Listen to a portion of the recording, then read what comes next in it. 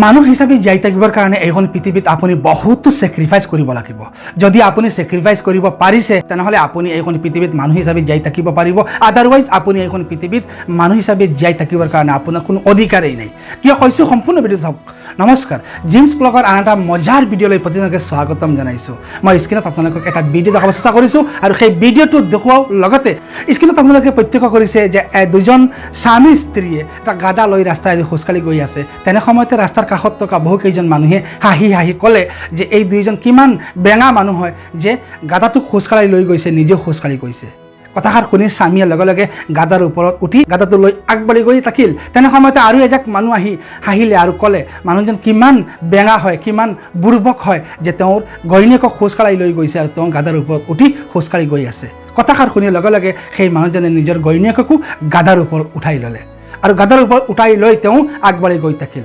অলপ দূৰ যোৱাৰ পিছত আৰু কেইজনমান মানুহ আহি হাঁহা আৰম্ভ কৰিলে আৰু সিহঁতক লৈ ধেমালি কৰিলে যে এই দুইজন কিমান বুৰ্বক মানুহ হয় যে দুইজন মানুহে গাদাটোৰ ওপৰত উঠি গৈ থাকিল। কোনো ধৰণৰ ইহঁতৰ লাজ নাই নেকি, মনত কোনো দয়া ভাৱ নাই নেকি যে গাদাটোৰ ওপৰত উঠি গৈছে।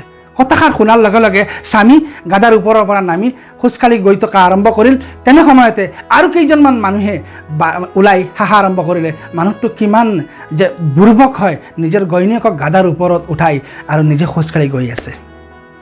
এই ভিডিঅ'টো কিন্তু আচলতে সৰু হয় আৰু ইয়াৰ পৰা আপুনি জানক যে আপুনি এইখন পৃথিৱীত ভাল কাম কৰিলেও আপোনাক বদনাম কৰিবৰ কাৰণে এচাম মানুহ ওলাব। আপুনি বেয়া কাম কৰিলেও আপোনাক কিছুসকল মানুহ ওলাই আহিব যে আপোনাক ক'ব এই মানুহজনে বেয়া কাম কৰিছে। যদি আপুনি কোনো ভাল বা কোনো বেয়া কাম নকৰি আপুনি এনেই ঘূৰি থাকে তথাপি এডাক মানুহ ওলাব আৰু মানুহে ক'ব যে মানুহজন ইমান বেয়া বা ইমান কুচৰিত্ৰৰ মানুহ হয় যে তেওঁ এইখন পৃথিৱীত একো নকৰাকৈ গৈ আছে বা এখন সমাজত তেওঁ কোনো অৱদান নিদিয়াকৈ গৈ আছে। অৰ্থাৎ আল্টিমেটলি আপুনি ভাল কাম কৰিলেও আপোনাৰ কাৰণে মানুহে বেয়া কথা ক'ব, বেয়া কাম কৰিলেও আপোনাক মানুহে বেয়া ক'ব।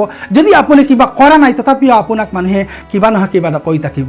আৰু এই গোটেইখিনি যদি আপুনি নিজৰ মাইণ্ডছেটত বহাই লৈছে যে মই যিকোনো বস্তু কৰোঁ মানুহে মোক বিভিন্ন ধৰণৰ কমেণ্ট কৰে, গতিকে মই নকৰি থাকোঁ, তেনেহ'লে আপোনাৰ কাৰণে এইটো ভুল বা আপুনি জানি লওক যে ইউ আৰ ফেইলাৰ।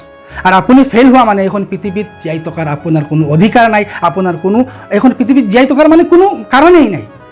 গতিকে এইখন পৃথিৱীত আপুনি যিয়েই নকৰক কিয় আপুনি মানুহৰ কমেণ্টবিলাকৰ প্ৰতি কেতিয়াও কাণ নিদিব।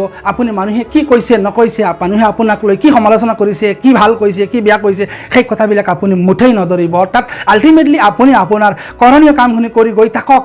যদি ভাল বেয়া যি হয় পিছত দেখা পাব। আৰু তেনেকৈ যদি কৰিব পাৰিছে চেক্ৰিফাইচ, তেনেহ'লে আপুনি এইখন পৃথিৱীত জীয়াই থকাৰ কাৰণে আপোনাৰ অধিকাৰ আছে। চব ভিডিঅ'টো আপোনালোকৰ লগত সন্মুখতে ধৰাৰ কাৰণটো এইটো হ'ল যে আজিকালি বহুতে মোক বিভিন্ন ধৰণৰ কমেণ্ট কৰে আৰু মই সেইবিলাক কমেণ্টৰ ৰিপ্লাই নিদিয়াকৈ বহি থাকোঁ।